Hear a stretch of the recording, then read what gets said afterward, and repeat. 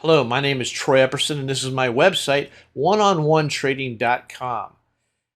I've been doing trading and educating for many, many years, and if you're that guy that are almost break even, you're break even, you can't quite get over the line into profitability, maybe you could use a couple of hours of coaching that will really help maybe focus you and get you on your path to success. If so, please check out my website, oneononetrading.com, and I hope you enjoy the morning brief.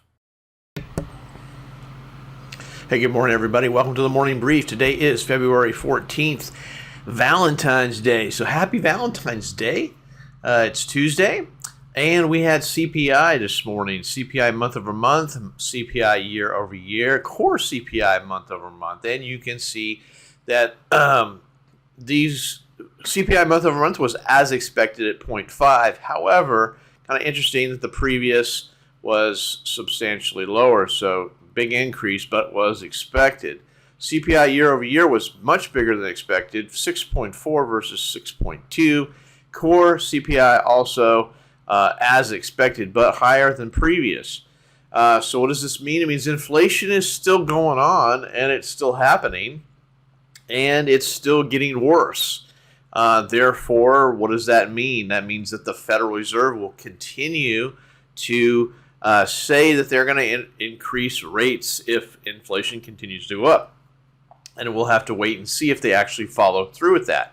And you'll see here that later on today we have FOMC member Logan speaking, FOMC member Harker speaking, FOMC member Williams speaking. So we have three FOMC meeting members speaking today. Why do they do that? Well, because they're going to come out with a statement. They're going to say, the Fed's we're going to fight inflation. They're going to raise rates. And the market's probably not going to like it. That being said, these are yellow items, but again, these guys could say something that would cause the market to react. This is not good. Inflation, not good. So where do we go from here? What do we have? Just the rest of the day, nothing. Absolutely nothing of interest other than the FOMC members speaking. You got a red item for Australia. The Royal Bank of Australia, Governor Lowe speaking at 8 p.m. if you're an Australian trader. I should say not just a trader, but maybe trading the currency. That will affect that. So that's the news for today. We've got interesting things going on the ES chart today. We had initially we're having a big day, a big gap up, but they've come back down. So we're right at a doji here, not really doing anything. Which is typical after a big news item. It usually comes back to where it started. But if we look at where could it go, we could definitely test these highs up here at 42.05. That's certainly within the available range, sure. Where could we go on the downside? Probably, I'm guessing, the low from a couple of days ago. There's also a low volume node right there at 40.96. So those are some big picture spots of support and resistance, 40.96 and 42.05. Looking at the inventory charts, yesterday we had a big up day, big trending day, and nothing but trending in the inventory as well. So these two are correlated. It's sort of strange because I really thought that this move here was anticipation of a good CPI number, and it was just not a good CPI number. And we'll see once the market opens, if we go down. I do expect us to go down today, as that CPI number is just telling the Fed that they are justified for raising rates and to continue raising rates. So kind of an ugly scenario painted by the inventory. I think inventory was actually wrong here, which may cause. So remember, all these people bought in anticipating of a better number. When the better number is not what they thought it was, well, all these people that came in sell hard, and that's certainly a plausibility. So lots of things to think about today.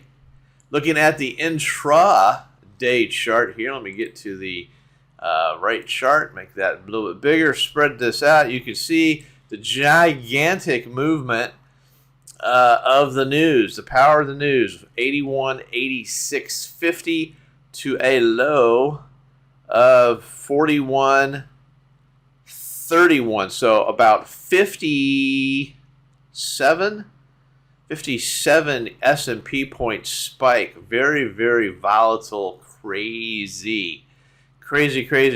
Now, one of the things that I like to teach in my mentoring sessions are how to trade a news event. And one of the most prominent things is a reversion to the mean. So you have a big spike up, you short it, and it comes back to the mean. A big spike down, you buy it, it comes back to the mean. You can see that this one had the range to go top to bottom very, very, very quickly.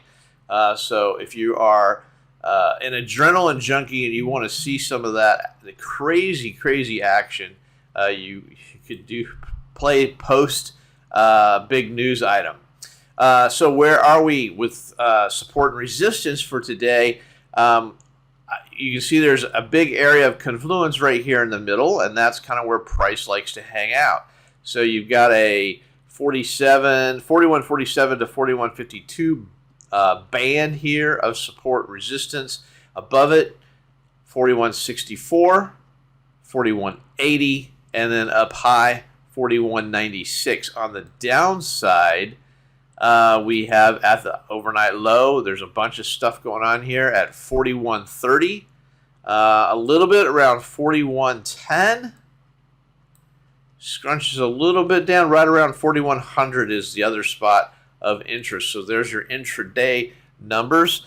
The Stock Traders Almanac for today, Tuesday, February 14th, is 61.9% chance the market will be up. This is based on historical bias from the Stock Traders Almanac. Hundreds and hundreds of data points put together to give you that percentage, 61.9. Hope you have a great day. Happy trading, and I'll see you guys tomorrow.